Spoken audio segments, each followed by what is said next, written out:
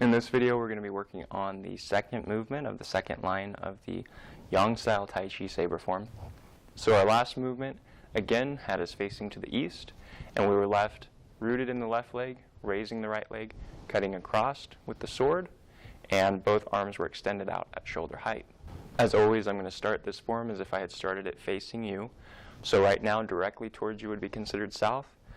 Directly to my left would be considered east. So the last movement was finished facing the east. From here, I'm going to close the arms back to that position they were in before we came up into the last move, where the left hand is against the right forearm. So the arms go from open back to closed where they were before.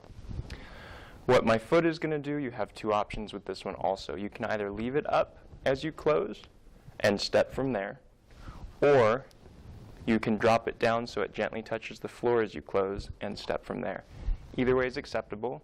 Whichever is more comfortable for you. Try playing with both of them. Pick the one that works best for you and stick with that one. Again, from here, close the arms. Step straight forward with the right foot. Turn that foot to a 45, and as you shift forward to the right foot, you're going to cut across to the right side of the body. From here, you're going to step through with the left foot, again going straight in the east direction. You're going to drop both hands down to your right side as you do this. From here, you shift forward, and as you shift forward, your left hand sweeps up to the left side, and you stab forward with the sword in front of you. So let's put that all together and do it again. From our last movement, close the arms, step straight forward in front of you, going in the east direction. Turn the right foot to a 45, and as you shift to that foot, pushing with the left hand against the right wrist, cut across so that the hands are both out to the right. From here, the hands drop as you step forward. So I'm rooted in my right leg, left foot's out touching on the heel, both hands are down to the right side. As I shift forward, my left hand sweeps across, comes up to shoulder height on the left side of my body, so it's pointing north, and my right hand pushes forward and stabs. So from here, as I shift, both hands move at the same time, powered by the body motion. Now, something that you probably noticed is as I was stabbing forward with that right hand, I didn't leave the blade vertical so that the sharp side was pointing toward the floor.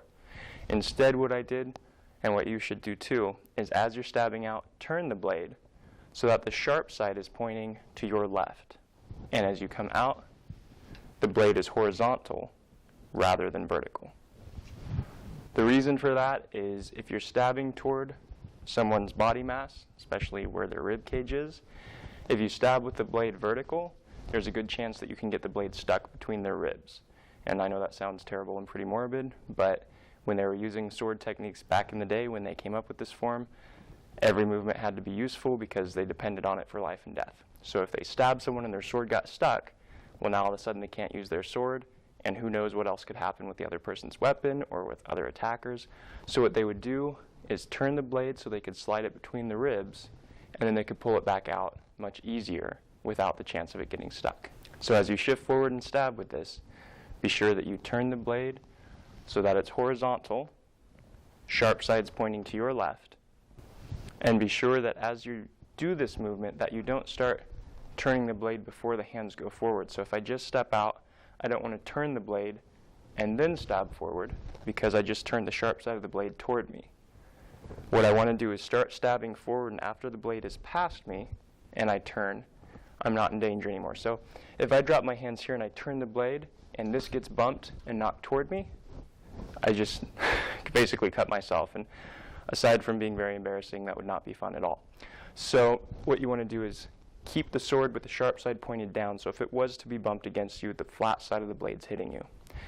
As it shifts forward, now if it was to be hit toward me, it doesn't really matter which way it's turned because it's going to go past my body. Once it's there, that's where you start to turn the blade and then push through. So be careful of the timing of when you turn that blade. Now I'll demonstrate the movement as if I had started the form facing this way. So this direction is south. Directly away from the camera, or away from you right now, is east. The last movement of the form left us facing east, Rooted in the left leg, right leg up, arms open. Close the arms, step straight forward with the right foot. Turn the right foot to a 45, and as you shift forward, pushing with the left hand against the right wrist to power this cut, cut across. As you step through with the left, drop both hands to the right side. Shift forward, and as you shift, push forward with the right hand, turn the blade, and sweep up with the left hand to the side. From the last movement of the form, close the arms, step straight forward with the right foot. Turn it to a 45, shift forward and cut. Drop the hands to the right as you step through with the left foot, and as you shift forward, sweep up with the left hand, stab out with the sword in front. From the last movement of the form, close the arms. Step straight forward with the right foot, gently touching with the heel. Turn it to a 45, and as you shift forward, cut across, arms coming out to the right. As you step through, drop the arms, gently touching with the heel of the left foot. As you shift forward, stab straight forward with the right hand, sweep up with the left. Now I'll demonstrate as if I had started the form facing this way. So now away from you is south, and then to the left is east. The last movement of the form had us rooted in the left, arms open out to shoulder height. Close the arms, step straight forward with the right foot. Turn it to a 45. As you shift, cut across.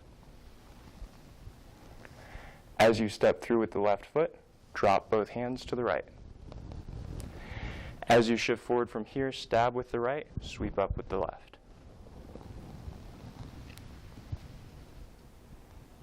Once again, rooted in the left leg, up with the right, arms open. Close the arms, step straight forward with the right foot. Turn it to a 45, and as you shift, cut across, pushing with the left against the right. As you step through, drop both hands. And as you shift forward, stab with the right, lift with the left. Now, of course, I'll demonstrate as if I had started the form facing this way. So again, this is considered south. Straight toward you is considered east. The last movement of the form, left is facing east. Arms were open, right leg was up. Close the arms, back in that same posture that got us into the last movement. Step straight forward with the right foot, gently touching with the heel. Turn it to a 45, and as you shift, cut across. So I shift to the right foot and cut across. From here, I'm going to drop both hands down to my right side as I step through with the left. And from here, as I shift forward, my left hand sweeps across the front, and my right hand stabs through. Once again, starting from the last movement, we have our right leg up and the arms open. Close the arms, step straight forward with the right foot. Turn it to a 45. As you shift forward, cut across, bring both hands to the right. As you step through, drop both hands down. Then as you shift, stab with the right, sweep up with the left. Now there is a variation, as you've noticed as I've gone through this, as I do that cut across. So I close the arms, step straight through with the right foot. As I cut across, I'm tending to slide my left hand up toward my right shoulder. So as I shift forward, I'm doing it here so that my right hand's out, my left hand's here. There's a variation that you can do, and it's really just a matter of preference. When you step forward, turn that foot, and as you shift, you can keep the left hand against the wrist as you cut across, and then drop both hands down. Step and cut through. So you don't have to pull it up to the shoulder, but it really just depends on what's more comfortable for you. The main difference is that when you bring the left hand up to the shoulder, you turn your body, which powers the motion, but you don't have to turn it as far, and it's ready to turn forward a little bit more quickly.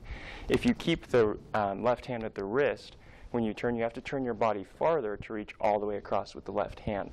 So you turn your side forward here a little bit more and then come through than if you come here instead of here. So the difference is basically that.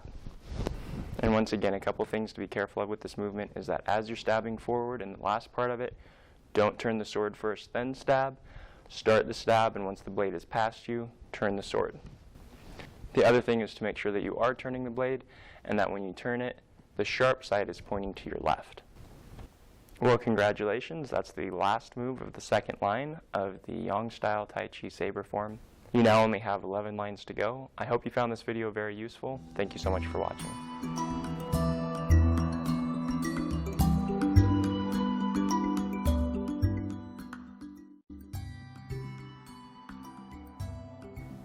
In this video, I want to talk to you about a product that I've been using for a lot of years now, something that I absolutely love.